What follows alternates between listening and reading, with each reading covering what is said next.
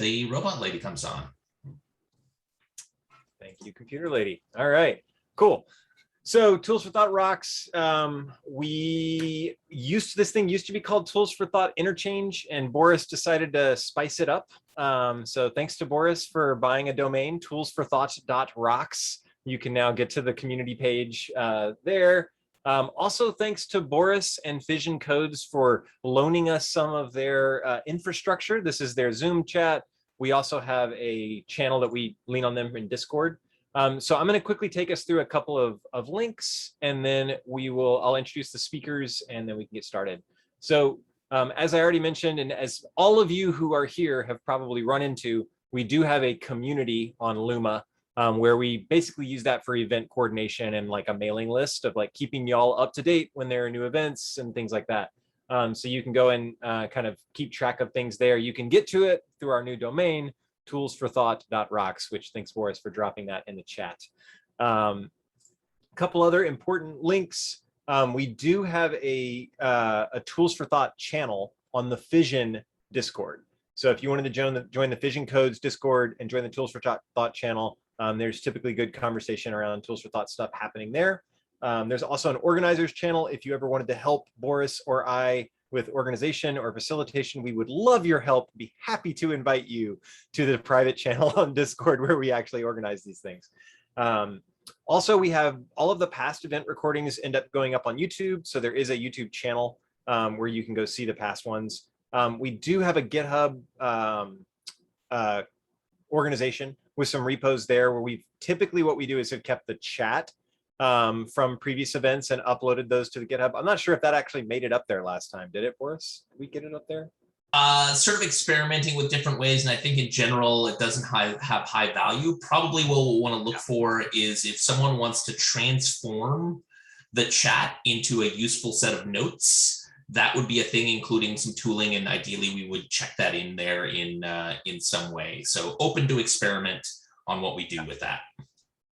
Definitely. And yeah, that has been really, typically the chat for this group is pretty active, and there ends up being quite a few links and stuff in that, like in there. So if somebody wanted to expand on that and check it into the GitHub, we could be happy to do that. Right now, this is mostly just a speaker series. We have monthly meetings. We try to rotate between time zones. So this one is obviously the later time zone.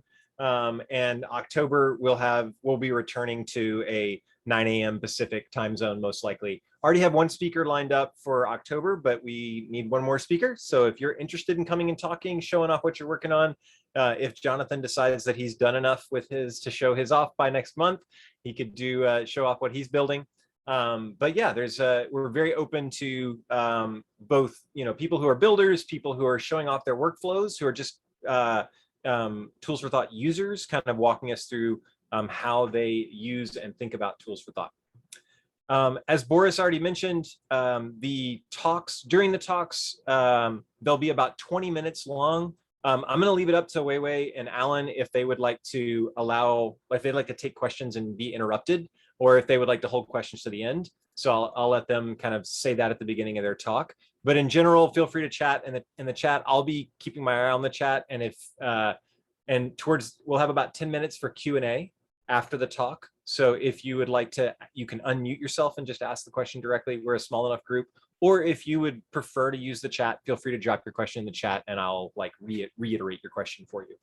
All right, I think that's everything. So to give plenty of time to our speakers and for Q&A, we're going to go ahead and get this thing started with Weiwei. I'm going to do a brief intro and then turn it over to you. So Weiwei is a multidisciplinary thinker and maker who has been thinking about how computing and space interact for quite a while. So she wrote a senior thesis on this topic, has been prototyping a tool which is now called Sprout, but some of you may remember as an ambitious demo called MakeSpace from back in the day. So that has since launched as a tool that you can use and sign up for. It's really cool, and they're doing some really neat stuff with it. Today, she's going to be talking about extending Stuart Brand's idea of pace layering to how we work together. So I'm excited to see her kind of take us through that extension. So without further ado, Weiwei, have at it. Thank you. Hi, everyone. Just let me make sure I'm sharing the right screen. Do y'all see me in here? Great. Cool.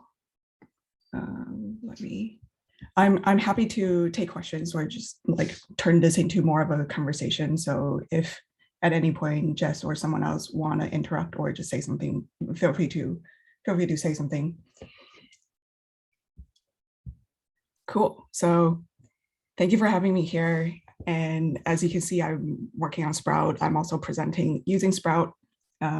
Generally speaking, I'm really interested in this idea of shaping environments where we can come together and also form hopefully deeper connections, but perhaps more importantly, come together and create more giggles and laugh a lot more. So a lot of the projects that I've worked on and also with Sprout, we try to build in more ways for people to express and more people to get goofy really quickly. Something we talk about internally is things like minimum time to silliness.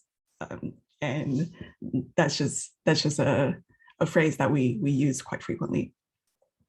But for today, I would love to chat with you a little bit about this idea of how, as an individual, a group, or a team, we think, take actions, and adapt at different speeds. And before we dive into the idea of pace layering and sharing layers, I want to talk a little bit about the concept of time. And it's really cool that just now we were also talking about the concept of time, how what speed and also what unit of time we operate on. So generally speaking, there are like many ways for us to perceive time. And we also live with several different time frames, or in other words, like cultural units. And for example, the idea of decades is hardly a century old. I'm not talking about the concept of having 10 years, but the concept of the decade as a sort of major cultural unit. And so when I mention things like the 80s, it probably bring up very different imagery than talking about the 40s or the 50s. A time frame that perhaps is more relatable for us nowadays is the time frame of minutes and hours. But we probably all have and use calendar invites and events to divide up our time each day. And with this event, for example, everybody, like, we would state how long this would be or how long the speaker would speak for, and that's just how we break time into units and into sections, and then talk about how we want to meet and for how long. But if agriculture is your main field, your main profession, you probably care less about minutes or hours, and you probably care a bit more about what month of the year it is and also what season it is, rather than what hour or what day it is. And on the other extreme, other spectrum, we also have the time scale that computers operate on. So computers can compute at the speed of nanosecond. And that's a billionth of a second, which is a pacing that we don't really operate on, or we can't really fathom or like imagine what it's like to break a second into a billion little units, right? We as humans, like everybody was just talking about, we operate on heartbeats. We have heartbeats, and that's what's human to us. And but computers and the idea of nanosecond is a time frame that we also live with in parallel, because we do work with computers a ton, at least for the profession that a lot of us are in. So in general, each pacing is invented for different reasons and for very valid reasons. And also different units of time really help us think and perceive time very differently. As a result, when we operate at each of these different timescale, the actions that we take and also the speed in which we are encouraged to think at is very different. Imagine when we're taking a walk together versus running on a treadmill, the kind of actions and the kind of breath we can take is just very different. And I sort of perceive collaboration and thinking speed in similar ways. So with that in mind, let's talk a little bit about pace layering. If if you're familiar with pace layering, then you would know that pace layering is a concept that was elaborated by Stuart Brand, and it was talked about quite extensively in the book How Buildings Learn. But this phrase was originated from the concept coined by the architect Frank Duffy, and it was originally called sharing layers.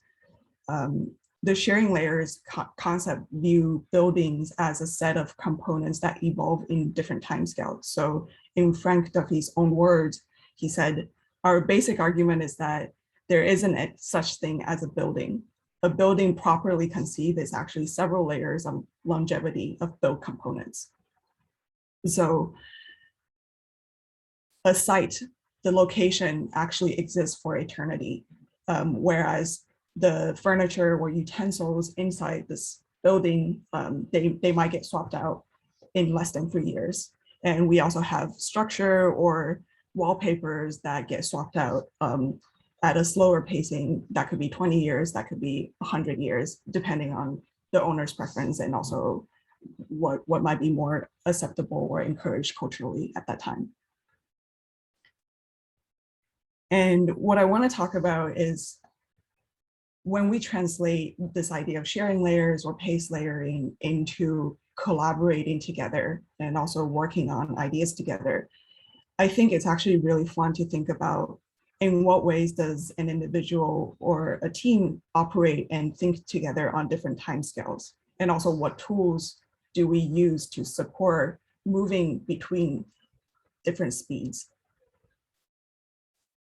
So nowadays, a ton of our work happen on computers, and computers are a part of our workflow. And as I mentioned before, and as we all know, computers operate on the timescale of nanosecond, but we as people operate on the timescale of heartbeats. So when we do work through a computer, our messages and notifications are always delivered to us at an instant, and at the speed where computers function on. But so it can actually feel like we're on a treadmill and we're racing with information, unless we actually intentionally structure our workspace and structure how fast, or how slow information comes through. And I bet that most of us have turned off notifications from certain apps, or have do not disturb on for different time periods throughout the day. And that's because we don't need computers to be delivering us information at the speed of nanosecond at the moment that we pull to refresh. The other thing is that the format and the medium in which we communicate through also form a routine for us a ton of the time. So take myself as an example, I sometimes use Notion to document and take notes for some of the one-on-one calls I have. And with the folks that I do these one-on-one calls with, we've developed a habit of filling out one of these toggles with the same type of information. We talk about what happened last week, what we're doing this week, any concerns we have, and also anything we're excited about. And as long as we hit the call button and call each other, one of us would tend to say like, oh, I'm in Notion, like come in, and then we see each other's little icon pop up, and then we fall into the same routine again. So in this case, when we're communicating using the same set of tools, it's very easy for us to follow the same kind of routines that's been established. It's not a bad thing or a good thing, it's just how it is. And so it's also really interesting to think about in what ways can we break that routine, or to put us onto a new timescale, or to think differently. And my friends Norm and Yatu have actually experimented with various ways of conversing that I would love to share a little bit with you. So this one time they actually all stood on the top of kitchen tables and also on chairs so that they are all elevated. And it actually provided a very different perspective to everyone. Everyone's sort of still on the same plane, like as standing on the floor, but it put everybody at a different perspective. And then it also introduced new conversations or new kind of awkwardness even for people to talk. And that's really interesting.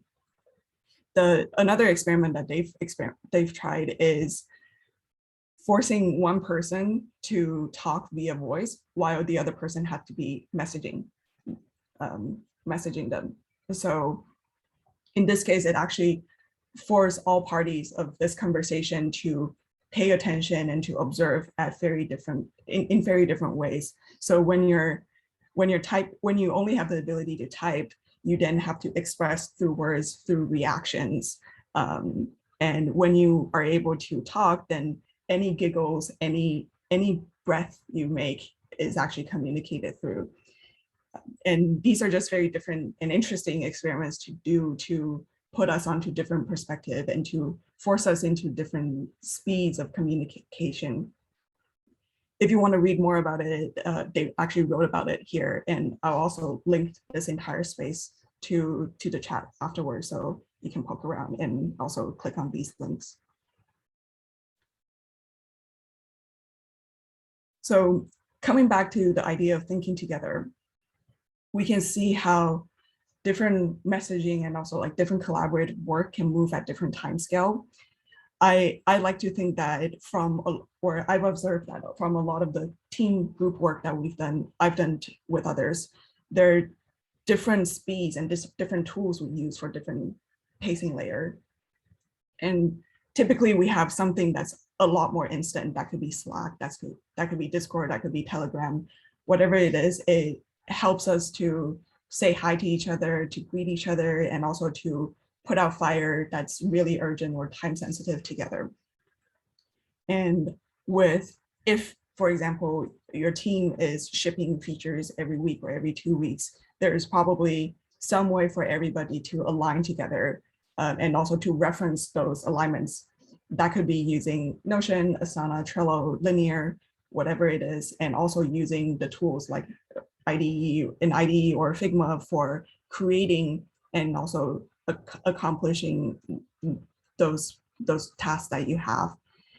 And a lot of the discussions that happen on the faster layer in Slack and Discord, they sort of settle as sediments into this layer. And the same happens for the following layers.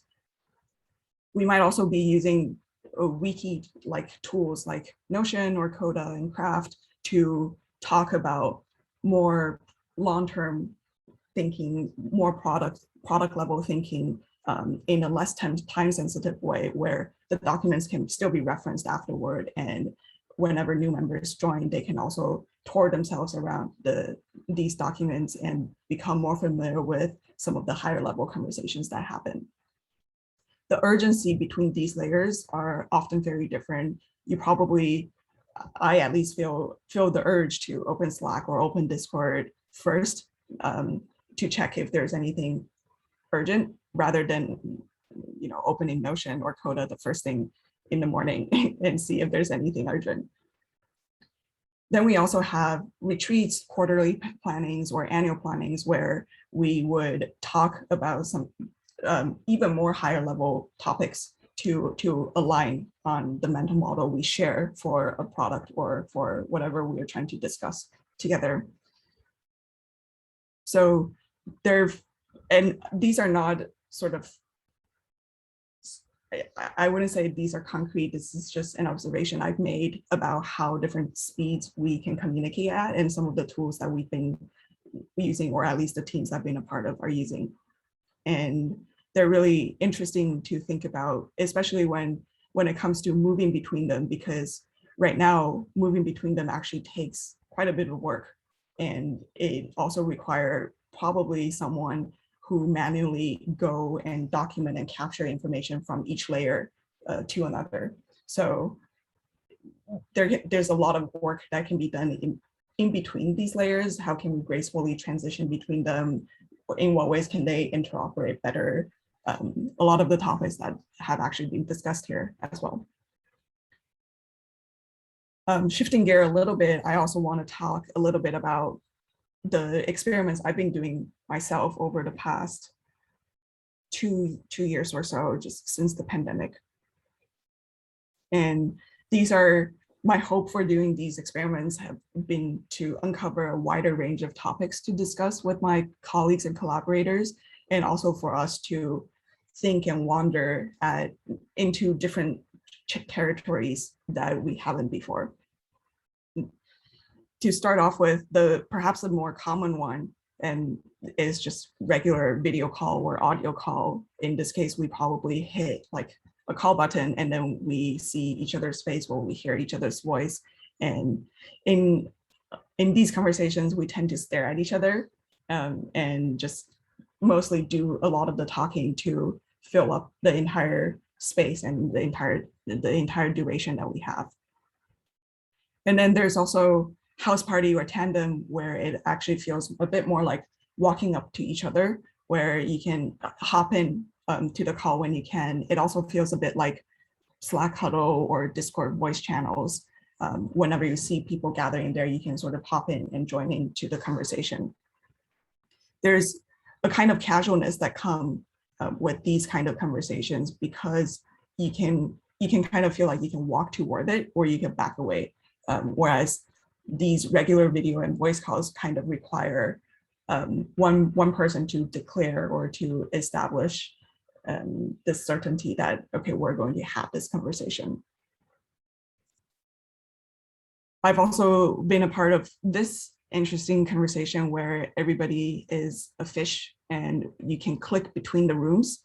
Each room has its own voice channel and you can sort of co-work or chat in there with each other.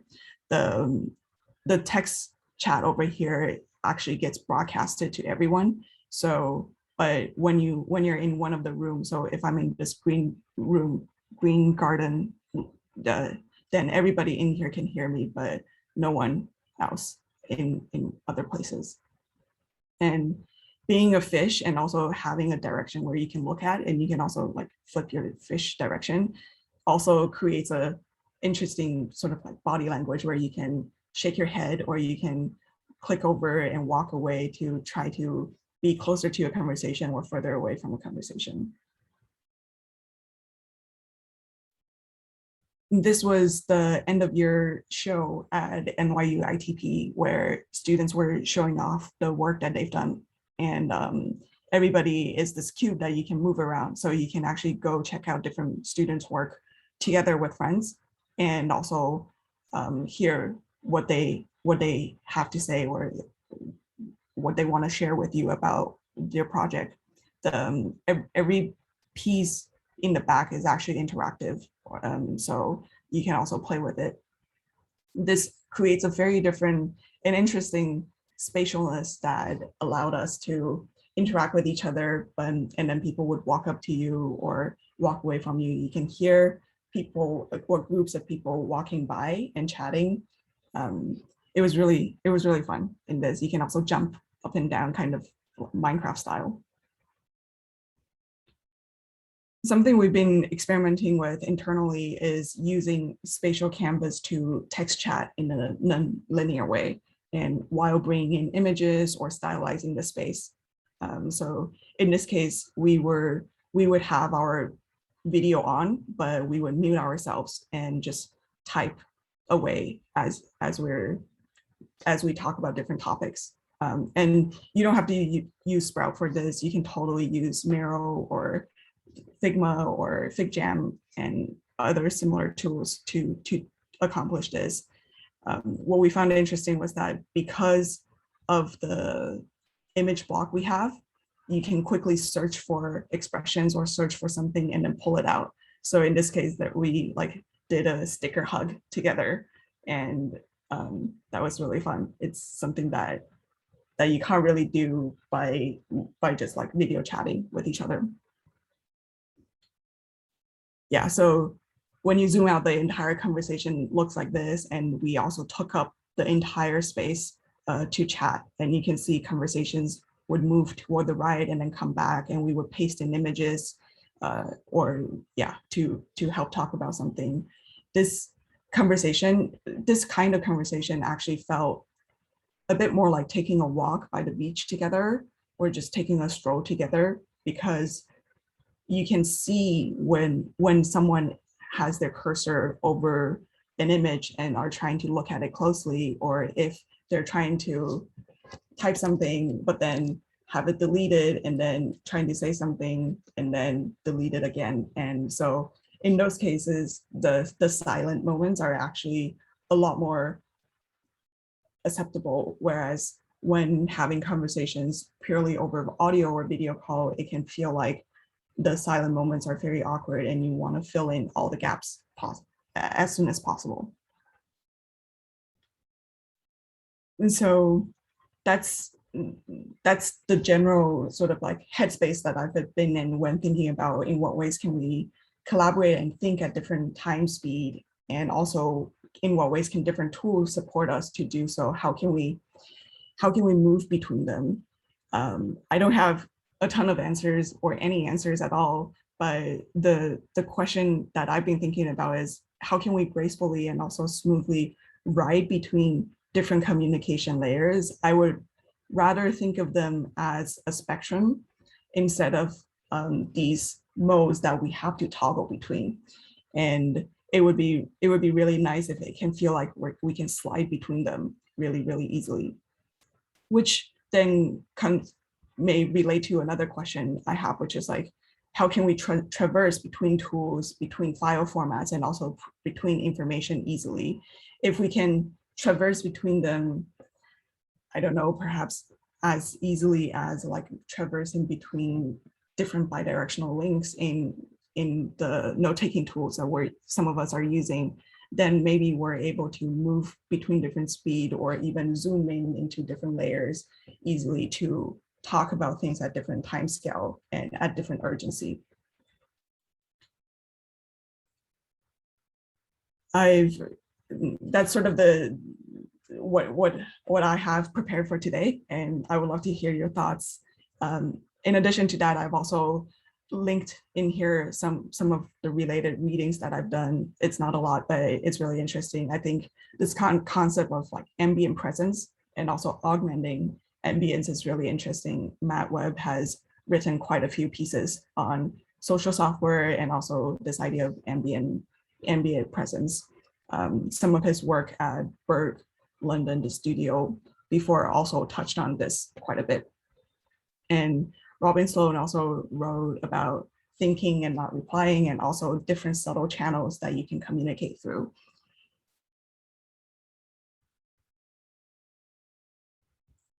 That's. Thank you so much. A round of jazz hands.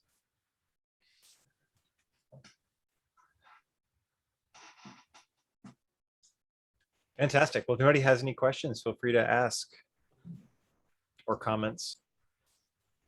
Can you tell me more about the tool? The tool that I use to present? Yes. Sprout. Yeah. So this is, let me come back here. So this is Sprout, and it's a tool that we've been working on for quite a while. But generally, the larger wish we have behind it is that we want to invert the model of how we compute or browse together. Over a lot of the times when we meet together online, collaboration and presence is this band-aid that's put onto tools afterward. And we want to find ways to basically bake collaboration into the foundational layer of how we work together. So a lot of the thinking that went into Sprout actually originated from us asking the question of like, what does it mean for us to build a collaborative operating system together? And obviously we're like super far from that, but in here, we want to support a wide range of media types. So as you can see, you can bring in images, GIFs, text. We also have face docs, and this is where your face cursor can sit into a doc. And so you can actually like shape the space. It kind of feels like pulling up a chair, and you can shape the space however you want. You can make yourself extremely big and then put some smaller chairs underneath and make this a presentation space. Or if you give everyone the same amount, the same face doc size, then it would actually feel like we're all gathering in a circle together and everybody can take up equal amount of space. But yeah, you can create spaces in here, invite guests here to have a conversation, just like how you have a conversation in Zoom or Google Meet, and while being able to take notes and look at information, look at images together. And when you say we, is it a commercial project? Is it an open source project? Is it a research project? And why are all of us all attempting to rebuild HyperCard? And can't we just build one HyperCard together? Yeah, it's a commercial project. In some way, it started off fairly research driven because of the team's background, but a lot has changed as product teams do. And so right now it's a commercial project, and we've been working on this for a little over a year now. But in terms of your second question, I think about that quite a bit too. And the best answer, or like the best response I've arrived at, is just that might be the way we iterate. Since this is it's both rocks, but it still has a current of interchange. Mm-hmm. How do you think of getting stuff in and out of Sprout currently? Yeah, right now we support a few ways. So you can export everything as a JSON file, and you can also export all the text in here. So it will just iterate through all the text blocks and then grab all of them and export it for you. You can also publish this space as a web page. So it would just become a static version of this page that you can share as an artifact or a souvenir for your conversation with a friend. But those are some of the ways where we're supporting right now. We would love to support more ways. I think interoperability is this topic that I'm both fascinated by and feel miserable about. And a lot of, as we have more collaborative tools and also just like Canvas-based tools, everybody are approaching data structure and each block and object very differently. So it would be really, really awesome if we can find some sort of standard across all of them. How do you manage chaos? So many different people thinking whatever thoughts they are. It can be hard to follow. Mm-hmm. Totally, I agree. And right now we're supporting, we're encouraging messiness, and we're encouraging chaos, because we feel like this is a space where you can get scrappy together. But we're also working on ways to unmess the mess, if you will.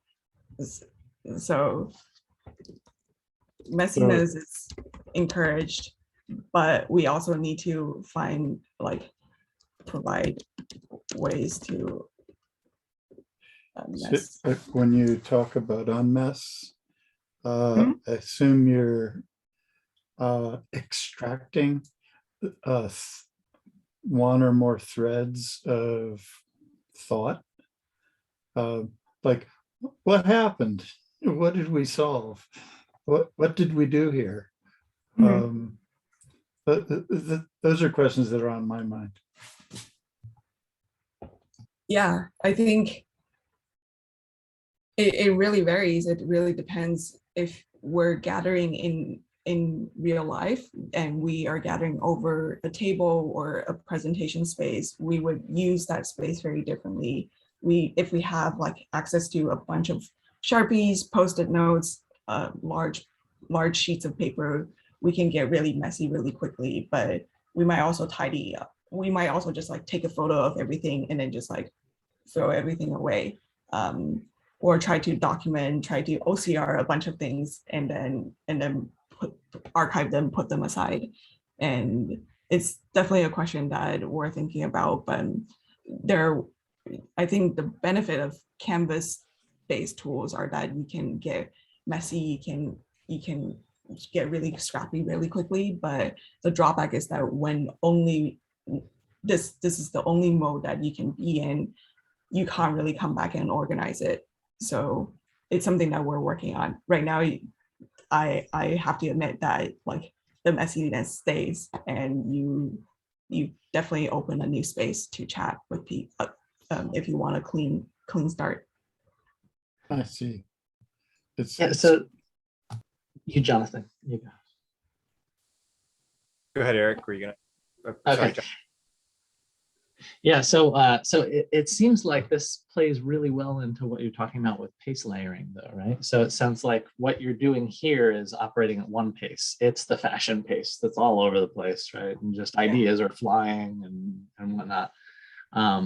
But then, yeah, at some point you come back to what you've got and you determine what is going to sink like sediment to the next layer, right? And so I was kind of thinking of it like, what's the Marie Kondo book, The Life-Giving Magic of Tidying Up, or whatever it's called, where basically at some point, at some cadence, you come back to, you know, the crazy thought process here, and there might be ideas in here that you're like, okay, this goes into my wiki or something, you know, like this goes into Notion, and I'm gonna figure out what it is, you know, pick it up and just be like, no, I don't want this. But, you know, this is the thing that I want to take away from this conversation. Yeah. Something that's definitely something I've been doing manually. And, you know, whenever we want to capture something, we would manually copy and paste, or even grab a screenshot of it and put it into a different tool, different space. One thing I would love to see, whether with Sprout or something else, is just being able to see the digital footprint that I create, and being able to move through them, whether probably with a mix of like machine tag labels, and also like manually tag labels, and links. I think it would be really, really fascinating if the idea of bidirectional links are applied to file types and just all kinds of. Mark, you had your hand raised. Go ahead. Yeah, the question of bidirectional links, and I totally agree, Weiwei, is absolutely fundamental if we're going to move between layers. And when you were speaking about all these communication affordances, right, this Slack versus Notion, it's one product I worked on took a web forum, which is a certain pace, and then extracted ideas from it into a mind map. But then they were still connected. So you could see, okay, what bits of the forum gave rise to that idea, and vice versa. Because you don't want to lose the messy canvas, because that's spatial thinking. And your memory is skewed to the spatial locations. And keeping that is very important. You don't want to lose it when you reorganize it. What you want to do is to have, okay, let me make another version that is organized differently, which reuses all the components from the original one. And you have this ability to rethink on a different space, refactor, and connect it both ways.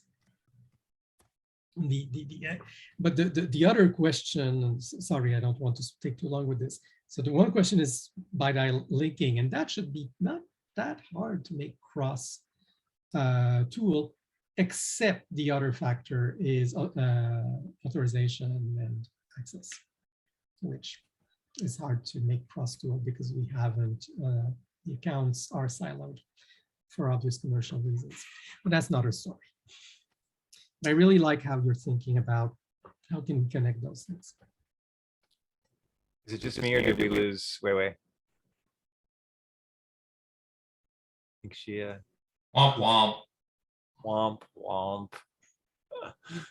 Bummer. Okay, Boris, did you? Hopefully, she can make it back in a minute, because I think she's really going to enjoy the next presentation.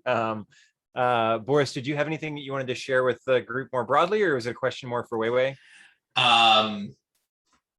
Yes, I'll cover some of the other things with Weiwei. A thought that I actually just had in thinking about some of these things. Once you have a canvas, it feels like drag and drop is lots more interesting. I saw that the Muse app on iPad supported iOS clipboard drag and drop, which is super interesting. And the other example that always blows minds is TiddlyWiki's drag and drop import of basically anything. And I wonder if we might take the 17-year-old TiddlyWiki and be like, can we drop a tiddler into Sprout? Like really start thinking about tool A and tool B. Let's just frickin' make it work. And then if we have to like adjust one side, like it's n factorial, which is Gordon Brander has talking about, which is impossible. Yeah. But if we don't start with A and B, we don't have to actually, we'll never get to the factorial problem. You need the prototype to actually like see what it feels like before you implement like the general layer that Gordon always hits on. And it feels so much more engaging in a canvas. Like copying and paste a chunk of text. Boring. Yeah, no, that's my thought. So I have so much to say because I talked to Alan last week, and Alan is.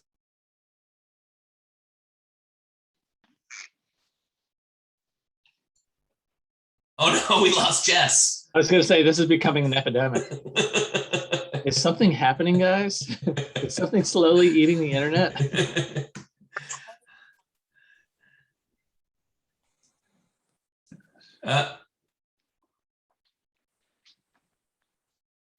And Weiwei was in and then out again. You're back. Good to see you. Can you There we hear are. me? Amazing. Yes. Great. We- Sorry, I lost. We nominated you to integrate drag and drop with TiddlyWiki. Don't worry, we'll send you the details afterwards. No problem. Great. Well, dude, that's on our list. So I think that we have in fact lost, or he may rejoin, Jess. I will see if I can catch him briefly in one of my other channels with him. Alan, are you ready to go? Yeah, anytime. You don't get an intro because I don't have the notes. That's what Jess does. So if you want to, do you want to take questions along the way or go through your presentations and wait to the end? Oh, I think I can take question anytime, like during the presentation. Yeah. Okay, so why don't you go ahead and zoom up and I'll see if I can track down Jess in the meantime. All right. Yeah, so before I share my screen, so basically, I'm creating this tool called Project Meta, and I have onboarded Jess like a few days ago, and I also onboard Cameron here. Hi, Cameron. Like I think a week ago or something. And yeah, so that's like how he invited me. And today I will share like two things. Is like the first part will be I'll just walk through like the current workflow that I'm using with the tool that I built. And then the second part, I will talk about like what Project Meta is. So yeah, let me share my screen very quick.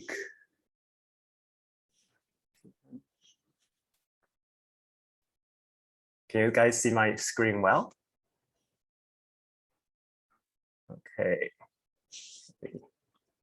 Maybe a little bit bigger. The text is a little fuzzy for me. Oh yeah, no problem. Okay, so yeah, I'll just walk through the tool, and then later on I will explain like what are we trying to achieve in what we are building in this thing called Project Meta. And what you're looking at is kind of like an infinity map that you can zoom in and zoom out. And there's a lot of whiteboards on it. And inside every whiteboard that you can actually click into it and see is like a lot of different cards. And all of these cards are like markdown files that you can maybe unfold it or fold it, or you can like open it on the side screen to look at the content. And like from a card perspective, it's kind of works like just like all the other note-taking app with network source, that there's like a linking, like you can link different nodes to each other. Yeah, and then you can also see the backlinks based on like the information that it has. Like it said, it has a backlink from here. So that is like the general structure of what Project Meta is right now. And aside from these infinity maps, there's also like a car library where we have like all the cards stored as all the cards stored here in the car library. And these cards are reusable across different whiteboard. So basically like Meta is like, I built Meta is mainly because I want to have a tool to help me learn complex topic and to help me research on complex topic. And based on like all the tools that I've been using, there are like two major types of tool. One is like most of the note-taking apps, which force me to think inside the document. Also, there are some types of like graph view or mind mapping feature, but usually like it's just like displacing a lot of node connecting to each other, a lot of dot connecting it to each other, instead of actually putting the node on the visual space to help me think like the way I think on the table. And then aside from that, like most of the whiteboarding app that I've been trying are working on the small text boxes without an actual note with a really, really good text editing ability. So basically that's like, that's why I started building this tool, which I want it to be a place that can help me think and also capture my thinking context. And right now, like I'm using Meta, like this is called Meta, and I'm using Meta mainly for researching on everything that is related to Meta. And then the way I'm using it is I have this map with all the whiteboard laying out, and I'm grouping them together in different part.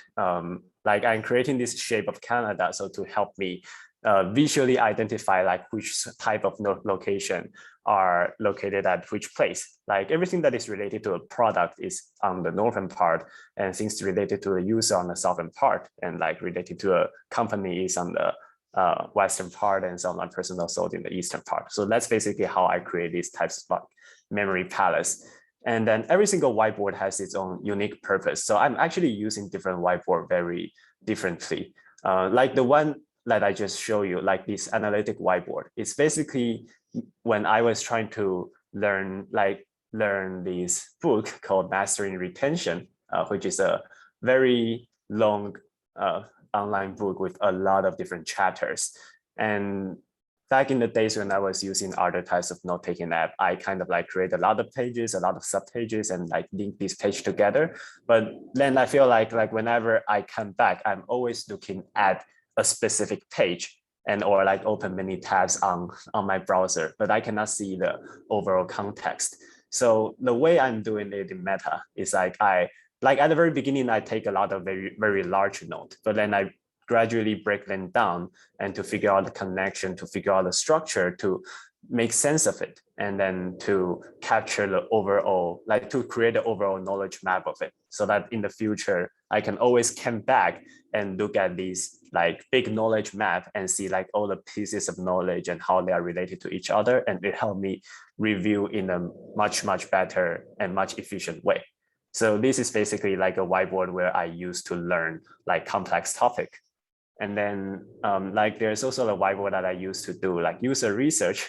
Like through my onboarding process with Jazz and with Cameron, I ask a lot of different questions. And then like these questions, I give them different color to indicate different purpose, like an acquisition channel, like the problem the users are trying to solve, and also like the description of target audience. And then I can further break down the target audience into different user group and to write different persona and different use case. So this is like a space that I use to research on this sort of stuff. And then like I have a whiteboard that I use to create a dashboard, teach me dashboard about how to build a minimum viable product, like the mindset I should be using, and also like what should I be doing, and like several different steps, and how should I execute different steps well. So this is more like a whiteboard where like I constantly come back to when I'm making product decision, when I'm thinking about what should we be doing this week or in the next few days, how should we focus and how should we move as fast as possible. So I have this sort of space to constantly remind me what is like the best way to iterate.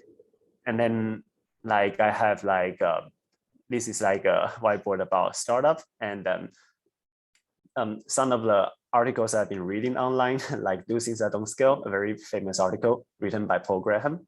And like this article is also very long, and I also further break it down into different chapters and different examples, and then put my notes on like each chapter that I can quickly dive into detail, but at the same time, I can see the big picture. And at the same time, like these are only other different notes. Like when I was using Notion, I probably have like these as a page, and then these are the sub pages, and these are like the sub pages, or like I have like an infinity layers of toggle list, and but like I feel like I have to constantly click in and out, open many tabs, or like open and close the toggle without seeing the big picture. So this is basically how I'm solving that problem inside my learning whiteboard of how to build a startup.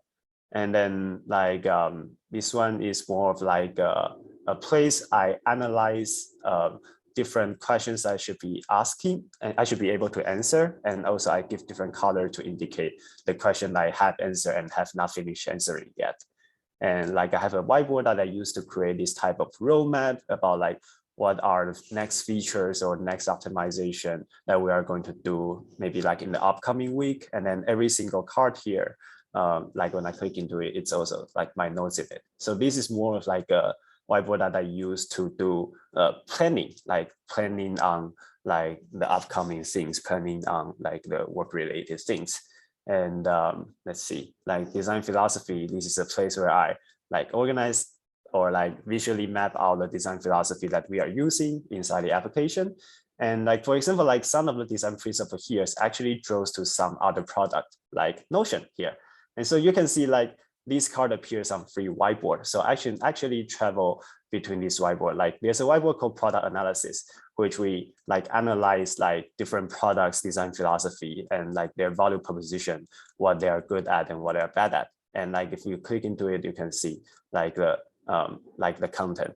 And so like the core idea here is also very simple. It's like transcoding like a card into different whiteboard. Like every single whiteboard has its own thinking context, but it allows me to reuse my knowledge across different places. Like right now, I can just like quickly create a new whiteboard. I can enter it, and then like I can double click to just like type something, maybe like a meeting note or something like that. And then like if I'm thinking about like some of my old knowledge that plays well in this context, I can come here and then search for like, for example, retention. And then like, yeah, so here's a lot of cards that I have, I can just drag in. So now it appears in two whiteboard.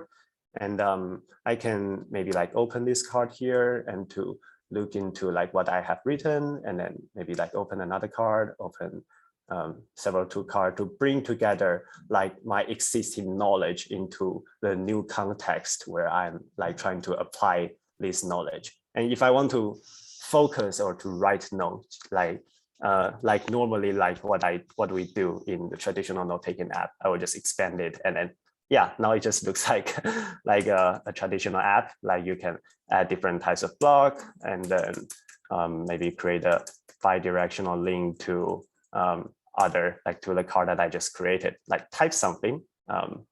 Yeah, so yeah, this is the when you edit a copy, does it change the original?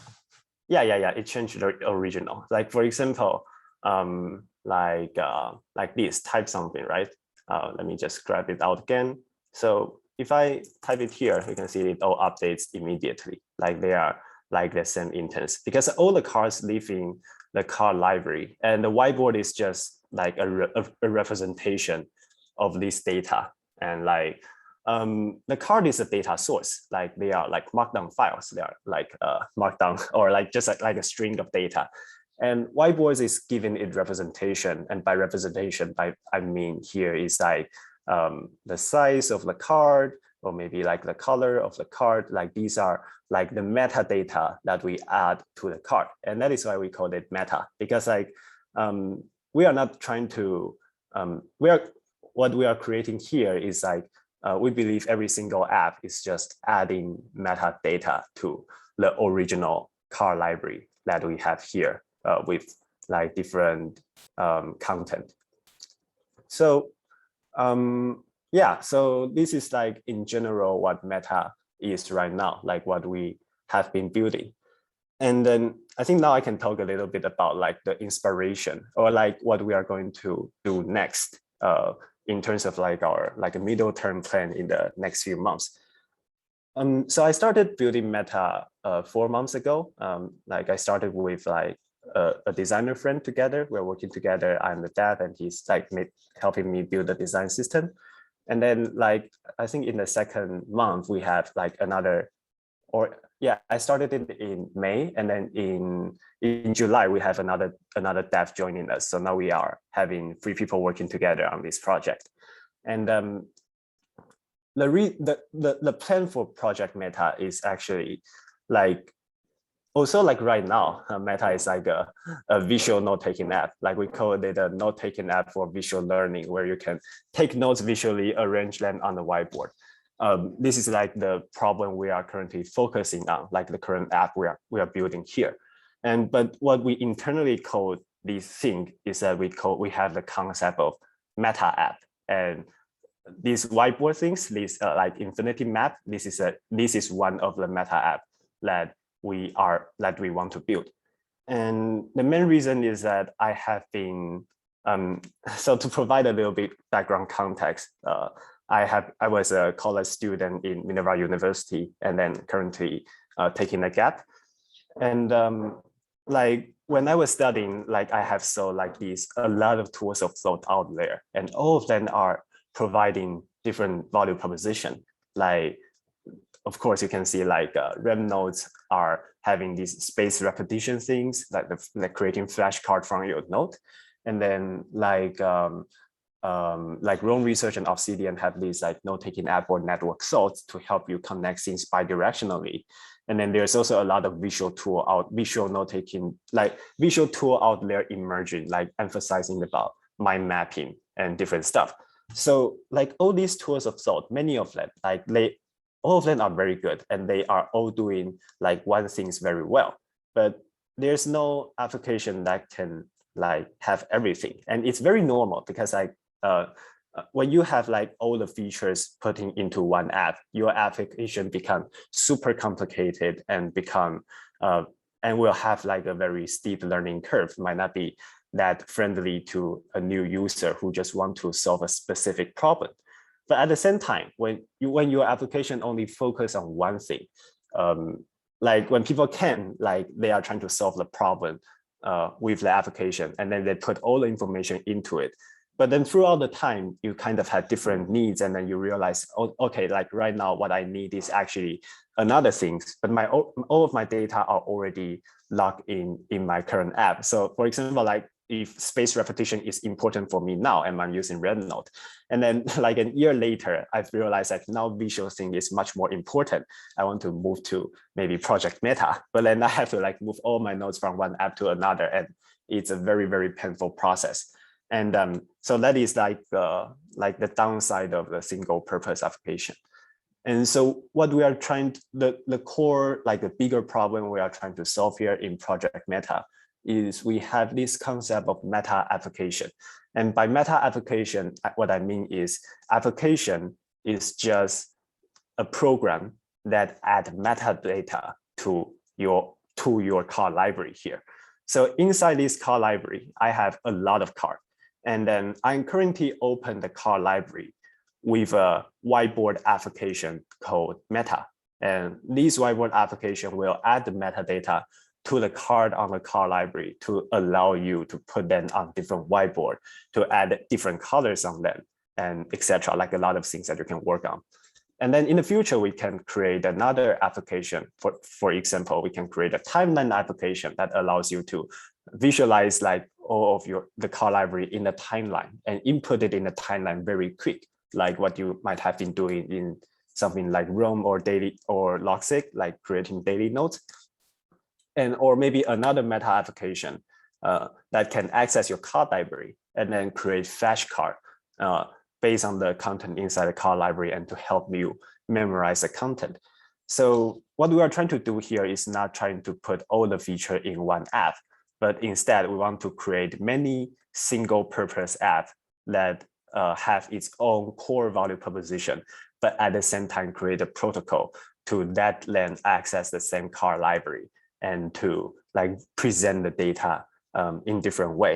Like the easier to explain it is like you might have used Notion databases, and so like for a database you can use timeline view, you can use Kanban view, you can use this view, you can use grid view, like different. It's just like different types of view on the same database. And for us, it's like very similar. It's like a car library layer, but then like there's a lot of different methodology and philosophy in the field of tools of thought, and we really value like all of them like have their existing value. But we don't want people to have the feeling that they want to sacrifice one for another. Like if they are using like this application, they cannot enjoy the good part of other application. And so this is how the way we are structuring Meta. Like in the next step, like the upcoming 2 months, our major path will be we will have a desktop app so that we can create like a tab system that allow you to open this car library in different application that follows or like that binds to the protocol that we built, that we created, such that when they are adding metadata to the car library, they won't affect each other. Like the car library is a standalone data set called like a list of car. And then like all the metadata lives in like different meta app. And when the meta app is reading the car library, they load in the metadata and then they load in the application. And then now you can see like your data, like use your data in a completely different way. So that is like yeah. Can you talk about what you've built this in right now? What I built? What do you mean? What is the technology underneath this and some of the formats? Is there a database here? Is this a desktop app? Okay, so basically right now, Meta is a progressive web app. And then, but we are launching our Electron app very soon. And then probably this weekend, we will launch our Electron app. And the whole application was written in, I mean, like we are using React, but like most of the things are pure, like just JavaScript and CSS. Like we don't really use much libraries or framework because we believe that is the best way to customize our software. And in terms of the text editor, which like text editor is like a really complicated topic, and we are using Prose Miro to help us build the editor and to try to fit it inside this like spatial layout, whiteboard thinking. And Jury actually had a question. I have the same. What is there like a database? What's underlying this? Oh, underlying it right now. The database we are using is IndexedDB. Yeah, IndexedDB in the browser. And have you given any thought to interchange? I have to ask. What do you mean by interchange? Can you elaborate a bit? Sure. So your entire thing is around having reusable data. So you have to be fairly careful about this inside the context of your own app and having things relatively structured. So have you thought about using any of this? Again, like I asked to Weiwei of whether it's an export or anything else that you can do to use this outside of Meta. Oh, yeah. So basically right now in Meta, there's a download button that if you download it, it will store like, let me just open it. Can you see my screen now? Not sure if you can see. Okay, so you can see list folder, right? List folder, there's like all the whiteboards that we have and all the car libraries that we have. And I can just like open this folder with an Obsidian. We can't actually see what you're, that's in another share screen, I guess, another window. Oh, really? Let me see. No worries. So it's marked down as what you're exporting. Yeah. It's marked down that we are exporting. Yeah. And like, do y'all have any plans to like sync between, like, for example, like read a directory of markdown files and they can be edited by an external application so that I could like work in a text editor that I'm familiar with and then have those update automatically in Meta? Wait, are you talking about like letting different Meta application accessing the same data? Is that the part that you're asking, or is it other things? No, I'm thinking of, I have my own tools that I want to use that edit markdown files. And then I'd also like to lay out those markdown files in Meta. So that would be an example of what Boris was mentioning in terms of interchange, right? Of I want to use Meta for certain things, but I also want to use my own tool chain, so to speak, around markdown files. How might one handle that? Oh yeah, that is definitely. So right now, it depends on the tools that you are using. Like depends on whether the tool you are using have like a good API that we can integrate with our tool, and also like whether your tool, like for example, like if you are using Obsidian, it's very simple. You just download all the backup file, all the backup folder, and put it inside your vault, and then now you can read it with Obsidian, right? But like if you are using something like Notion or like Bear, Sure. Since they lock the data, like I don't know if there's like a Notion has released their API recently, so probably that's possible.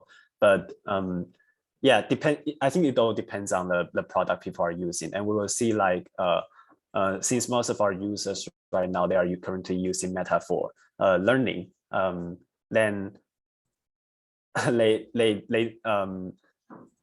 like for example, personally, like I'm currently using free tools. I'm using Meta, I'm using Apple Note, and I'm using Notion. And Notion is for team, Meta is for personal thinking, and Apple Note is for me capturing data outside when I'm working outside. And then so what I did is I constantly clear my Apple Note and put everything into Meta. And when I perform my thinking and I have some like final thought that I want to put it into the team wiki, then I copied it and paste to Notion. So instead of like having like data sync across this application, what I'm doing right now is having like this workflow of how I'm transferring data from one application to another. But what you are saying is actually like the problem we are trying to solve, because like like I said, like it always becomes very inconvenient, even if you have an API. It is very inconvenient and takes a lot of time and effort to like that one application to access data from another application. And this is what Project Meta want to be doing. Like the reason you are using Bear is probably because like it's like, first of all, it's beautiful, like in design. And then secondly, like those nested tags are very useful. And these things are actually not very hard to do. Like we have nested tag, and then like if we open it in this way, you can always like ask the, for example, Google or like tag here, and then you have a nested tag. Like technology-wise, this is a very simple feature that I can build it in a day. And then also like the design is also just like CSS. So it's not like something very hard to build in terms of having this application to appear. But the problem is like when you have Bear and when you have Meta, how do you connect the data together? And like what we are thinking here is that like it's once we have like the protocol ready, and then like when we experiment on how to like that different Meta apps share with each other, we can actually encourage some of the third-party developer to create their own Meta app that they feel like they work best with them, and then they can access a car library the same way, just like what you're doing with Bear or what you're doing with Notion.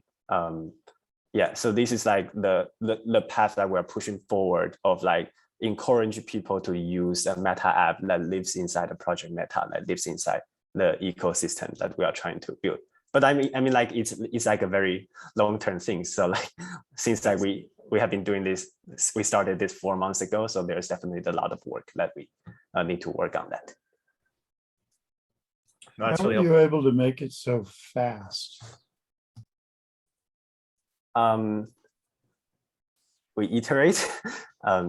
Yeah. Well, it updates the screen extremely quickly. How were you able to accomplish that high, really short response time for rendering? So yeah, like for example, like well, in terms of how, I think it's like solving, like trying to think about, I mean, like it's technical problem, right? And when it is technical problem, it's just like trying to break it down and see what is a better algorithm, and then try to like write it in a better way. I mean, like we definitely went through a lot of iteration. Like for example, like there is this time there's like a performance problem with like rendering, like rendering multi-selection, and then we improve the performance, like figure out the bottleneck and iterate. So, and also I think like it's also like really big thanks to like the current technology, like the front-end development in the modern world has been like getting very, very mature, like a lot of different techniques and framework that we can use it and enjoy the good part of it. So I won't say that. Yeah, and basically we didn't like the way we are doing this. Like I created, like when I started building it in May, like I think after a week, I sent it to several users in Obsidian Discord, like who is also interested in the visual thinking. And then so like we exchange ideas and I iterate based on the feedback that we got and also some of my thought.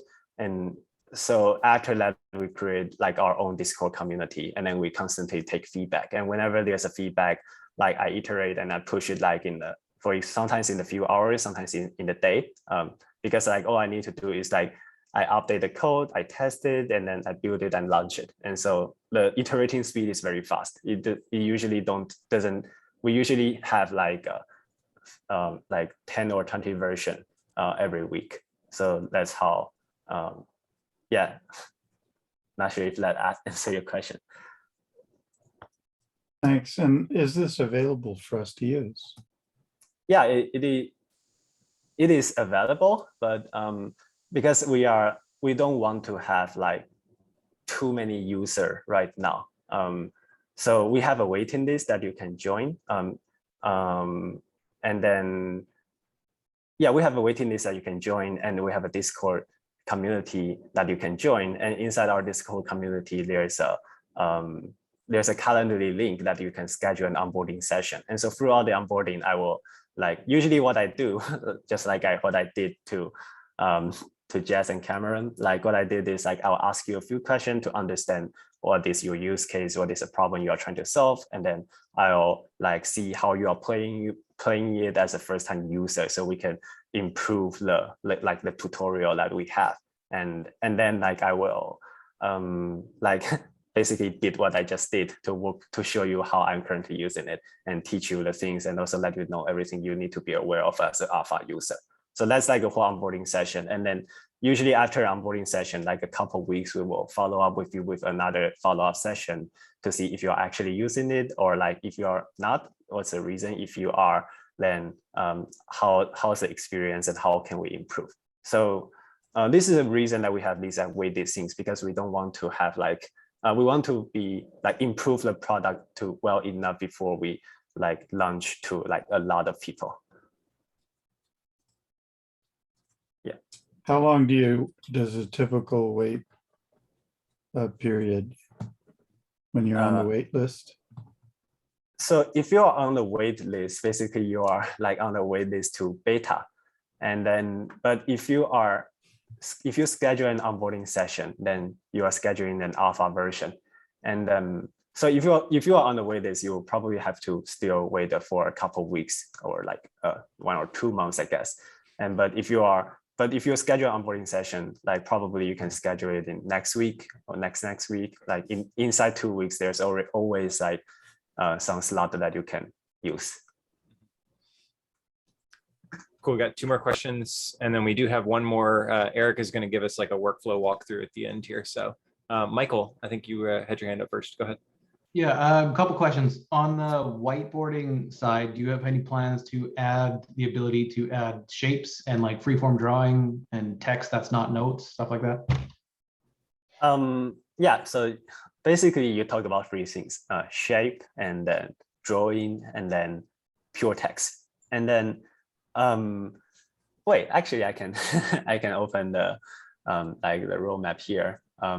Since I do have the plan for like a pure text element, I believe.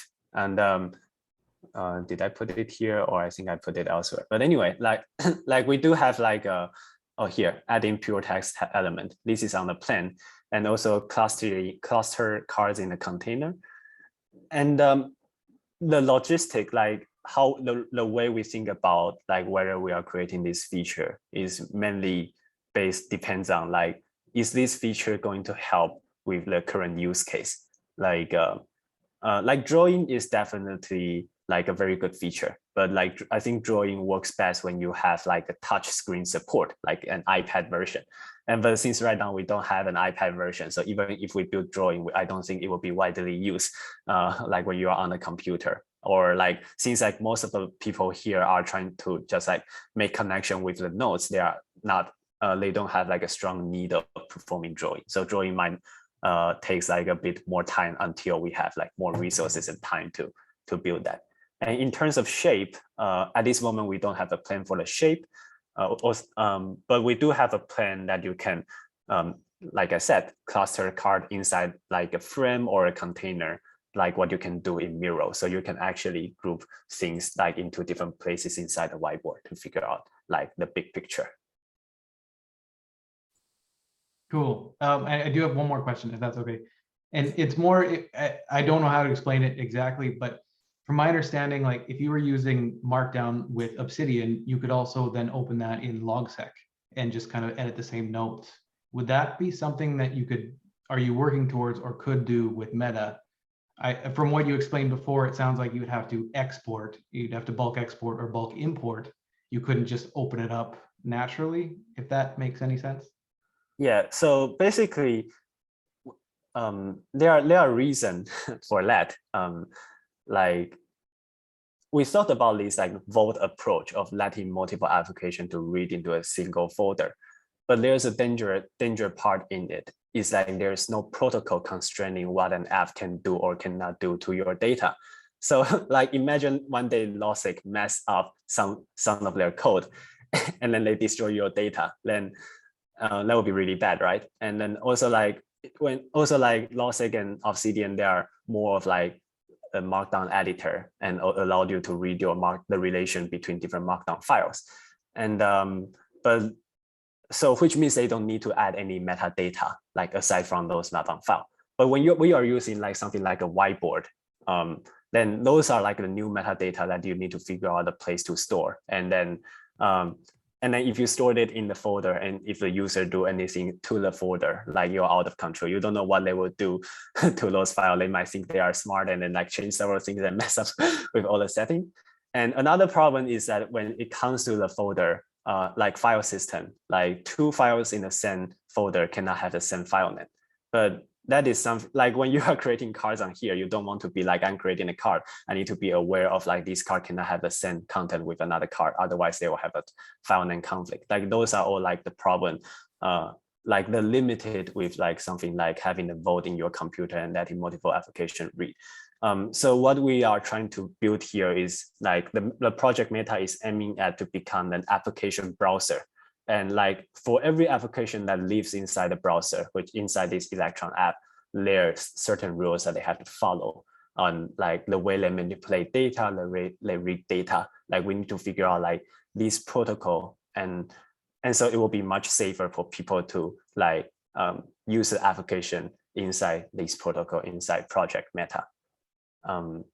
Yeah.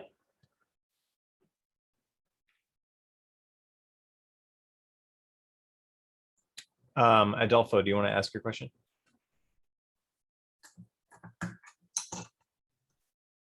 Yes, thank you. How are you? Congratulations for the app. It looks very good and it looks beautiful.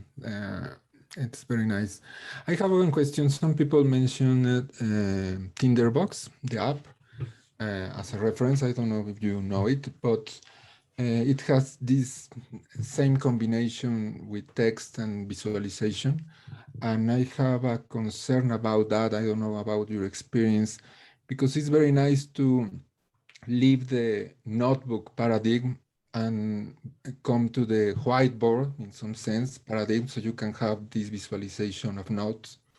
But in my experience, when you grow those nodes, you have a lot of nodes, the visualization it begins to be a little bit useless, because it's like having a lot of whiteboards, and at least I couldn't handle all the visualization of notes.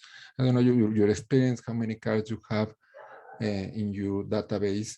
That's one question, and the other one is something that I share with you, that it's these tools for thought are based on our note-taking, our writing. And some of us have 2 different languages that we work with.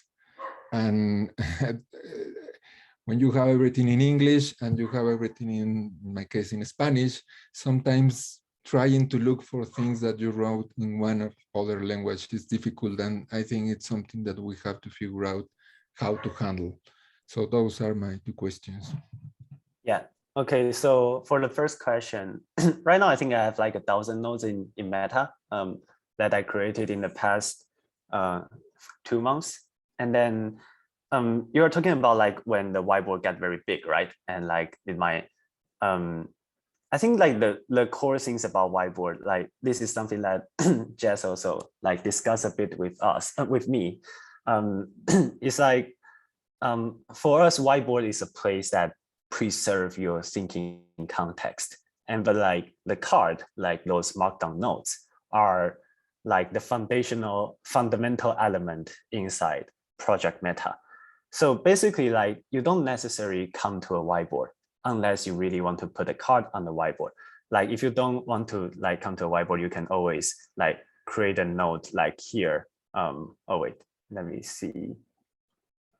Yeah, you can always create a note like here in a card library. And the cool things about Meta is like, we have a lot of knowledge. Like right now, I want to think about maybe, let's say, resurrect users. Okay, so like there's a lot of cards related to resurrect, right? And every single one of them are like a piece of knowledge that talks about resurrecting user. And so imagine that I'm coming here, like I'm working on like some like retention improvement. And I remember there's a concept I have learned about resurrecting user. Then I come to this card, like I do a quick search and then I find the card and I can like read the content. But if I want to explore more context of the card, like there's 2 types of context that I remember I read like in the article written by, I think like one of the founder of Cosmic. Like it talked about like there's this textual context and there's visual context. And textual context is like bidirectional link, like what you have in wrong research. You can see like what other different cards mentioned you. And the visual context here is like what are the whiteboards that contains this card. So like when I start from the card library, I search for a keyword, I find my knowledge. Like this is like a lot of time, like what I have been doing. I find a piece of knowledge. If I want to look deeper on the detail of the context, I click the info button. I see like, oh, it appears in this whiteboard. So I click into it and now I can see this card and like the overall big picture of like other cards around it. Like the first layer connection, the second layer connection, the third layer connection. Like not just like backlink from one card, but also like from like many layers of context, just visually presented in front of me. So like the whiteboard itself is like the main purpose is not just like a place to help me think or make sense of knowledge, but also a place for me to preserve these types of visual context that I cannot preserve in other places. But it's not necessary that you have to put everything into a whiteboard. It's more like when you are working in a context and you feel like one of your knowledge that might be useful, then you drag it into it. And then on the other hand, if you are looking like at a specific knowledge and then you realize like you want to look into a deeper context, then you go to that whiteboard. Like these like a 2-way things that you can do inside the application.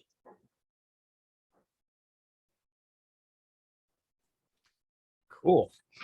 Thanks, Alan. Adolfo, you got your question answered?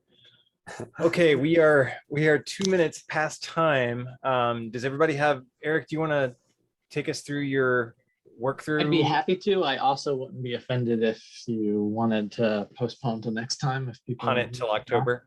Yeah, whatever. You make the call. Yeah. I mean, I think let's save it till October. We've had a Okay. good full time. Boris says, "What?" He like has nowhere to go. Did people have another 10, 15 minutes? How much time do you need, Eric? 5 tops. Let's do it. All right. Okay. All right. Great. Take it away, Eric. Okay. All right. It's almost time for Weiwei and Alan to have their second coffee of the morning or tea. All right, so Weiwei and Alan, thank you so much for that. I get so much smarter when I come to this tech. So what is it now? It's Tools for Thought Rocks. Yeah, and speaking of rocks, as I was watching this, I was like, man, I feel like my workflow is now using blunt rocks and banging them together to try to make things. I want to start using your tools.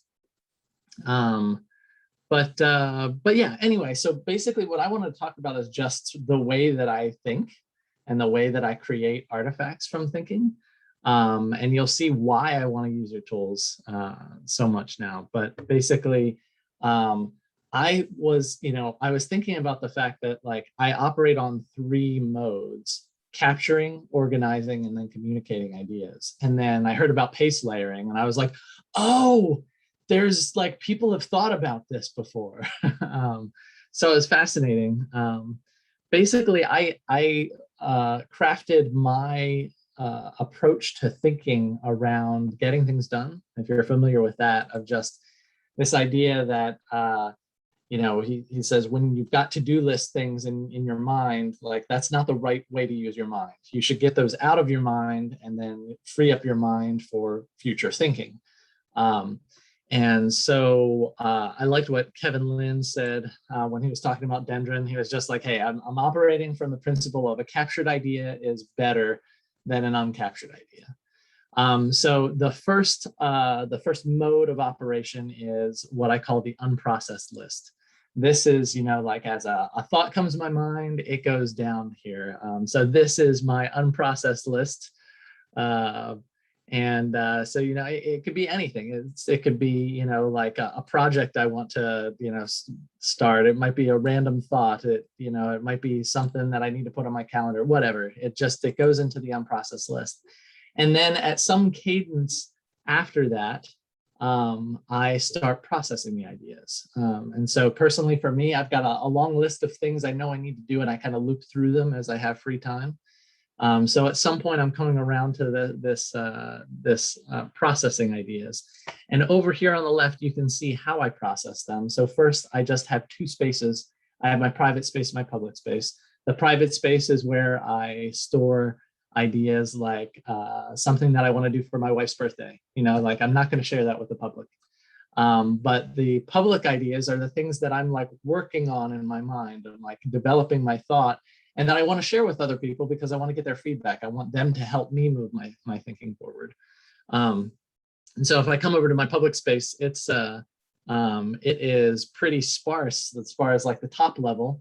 It's just the things that I am focused most on, like relationships, health, striving, which is just like doing stuff, and then topics I think about. And so I can go into one of these, and then you start to see the structure. So this is where when ideas come off the unprocessed task list, the requirement is that they fit into the structure somewhere. I've got my tree trunk of knowledge, and I'm fitting them the branches. So here you can see in relationships where I'm like, okay, what relationships should I focus on? What are the aspects of a relationship? How do you build resilience into relationships?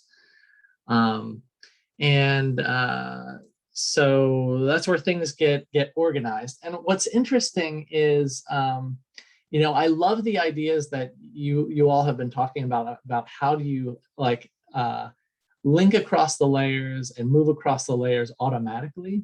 What I've found is that the manual process of sitting there and having to figure out where the thought goes, what it is and where it goes, is the process that like I get in the way, but that is how it flows through my brain, if that makes any sense. Like I understand the organization of my, like personal brain dump, because I have put it there. So that's something to think about, is just as we automate things, do we lose something in the process? That old adage where they said, you know, if you sit in a lecture and you're taking notes, if you throw the notes away afterward, you have retained things better than the person who wasn't taking notes. So anyway, okay, so capture ideas, then at some cadence, I'm organizing the ideas, and then at a slower cadence, I'm figuring out, how do I communicate these ideas to other people? And so through writing and videos, so interestingly, my approach to writing is, we were chatting about resurrecting old software. So I resurrected my Blogger account from like, I don't know, 15 years ago, 20 years ago, whatever. And I'm just like, this is how I'm going to write. And that way I have, it's further refinement of my thought when I try to communicate to somebody else. I'm sure lots of you have had that experience too, where you really understand something once you try to teach somebody, or once you try to tell somebody what it is. So I take my organized thoughts, turn them into something to communicate. One thing that I haven't really done yet, but I'm excited to do, like when I talk about videos, I grabbed a Doodly subscription. I'm sure you've seen videos like this before. And I'm intrigued to start putting some of these together and see if that is a compelling way to communicate some ideas. Because I know some people learn by reading, some people would do better, you know, watching a video while they wash the dishes. So that's that. And then actually I have some, so I was taking notes in this unprocessed list as we were talking. So we've got paste layering.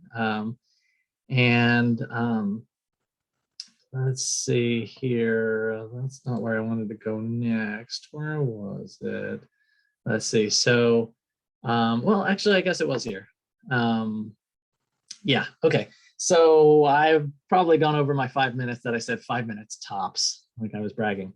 But basically, I would love to see a system where, and maybe this is another meta application, Alan, for you, where basically we could capture the relationships between knowledge in such a way that, like, you know, as I go through my day and as I like step back from what I do during a day at work, I realize that what I'm doing is I am trying to solve problems, I am trying to reach goals, and I'm trying to answer questions.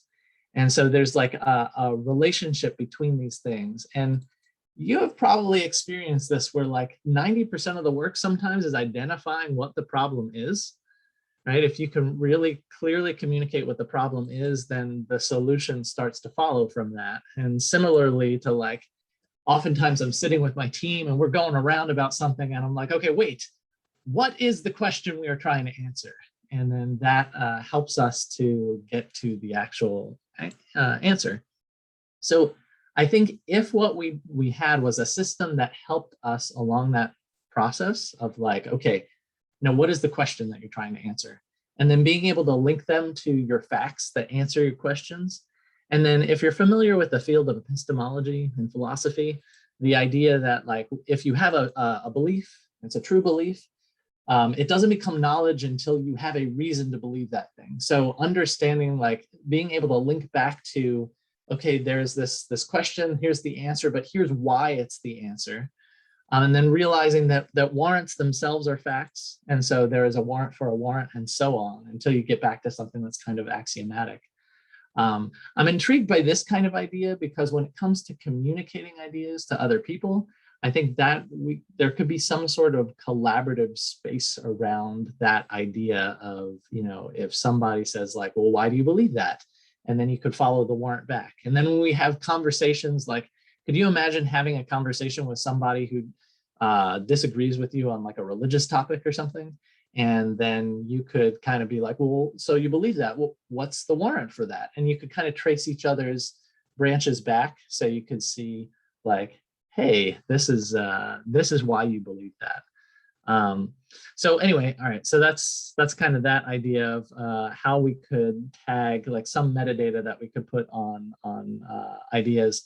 And then on the topic of, automatically moving between the layers, it would be kind of neat if, from organized thoughts, you could automatically generate the first draft of your text or a video, and then you could go in and edit it from there, because we all know that editing is easier than writing that first draft. And I think that's all I have to say. So. Thanks, Eric. That was awesome. Awesome. Thank you. Does anybody have any questions for Eric? Maybe have time for one. Mark, I see you have one. A quick comment. There's a lot of people working on the argumentation model, and I'm part of a group discussing this on a regular basis. So, Mark, I think you're a little bit quiet. I don't know if anybody else is. Yeah. Okay. Sorry. I'm part of a group. We're working a lot on this modeling of the argumentation layer. It's called the Canonical Debate Lab, and yeah, we're working hard on these problems. That's awesome. Canonical Debate Lab. Yeah, that is. To come join us. We're meeting 3 times a week, an hour. It's a serious group. Okay. Amazing.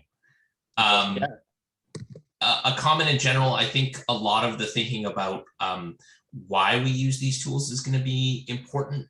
I talked a little bit about last time about using Logstack and doing a work log. So I felt like I got stuff done because I had my own trail of it. I think that's interesting to actively ask for more people. And really one of the things that Alan surfaced is really interesting, of the conversation with yourself, conversation with team, or I think that other part of maybe more published elsewhere, and thinking of those flows. Stocks and flows has come up a lot during this. I think the other thing that's become interesting from what you said, Eric, is seeing that Marc Antoine and I had some shared context, because we're old men, about old Mac OS stuff. And then Marc Antoine went one step further and went, by the way, that's pre-web and based on this other thing. So Marc Antoine and I might collaborate and put together a infograph that we could then share with others to add context. People would still have to iterate over it to integrate into it, what it actually means or impact that they might have from them. So Alan might go check out Tindergate and see if there are some ideas there to learn from, or other things like that could do that. Just like I've said that Sprout might work with TiddlyWiki, and these are these shared knowledge contexts that we're kind of plugging in, which is a different kind of interchange. Right, Jess? Yeah, definitely. Very cool. I will hit stop recording now for so everybody wave for the end of the recording.